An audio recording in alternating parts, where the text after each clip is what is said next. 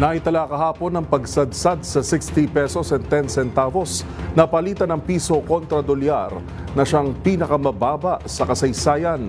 Kaya naman pinaaaksyonan ni Senator Joel Villanueva o sa Bangko Sentral ng Pilipinas dahil malaking panganib raw ito sa pagtaas ng interes sa binabayarang utang ng bansa. Magbabalita si Raymond Dadpaas. Inakikilos ni Senador Joel Villanueva ang Bangko Sentral ng Pilipinas o BSP upang tugunan ang pagbagsak ng halaga ng piso kontra dolyar. Kahapon ay sumadsad sa 60.1 pesos kada bawat US dollar habang nagpapatuloy ang giyera sa Middle East. Umaasa si Villanueva na magtakda ang BSP ng makinukulang hakbang upang manatili sa manageable level ang exchange rate.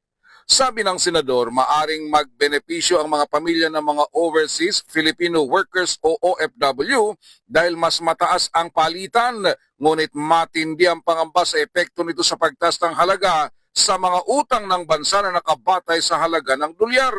Maliban pa sa epekto nito sa pagtaas ng presyo ng mga bilihin, kaya't wala ding pupuntahan ang mas mataas na pinagpalitan ng pamilya ng OFW.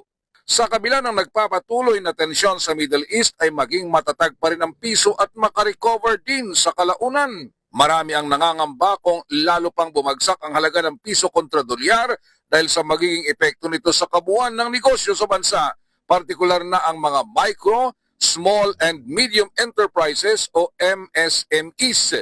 Ganon din ang mga utang ng Pilipinas na dollar-denominated na tiyak tataas ang babayarang interest. Para sa MBC TV Network News, ito si Raymond Dadpaas ng DZRH, una sa Pilipinas, una sa Pilipino.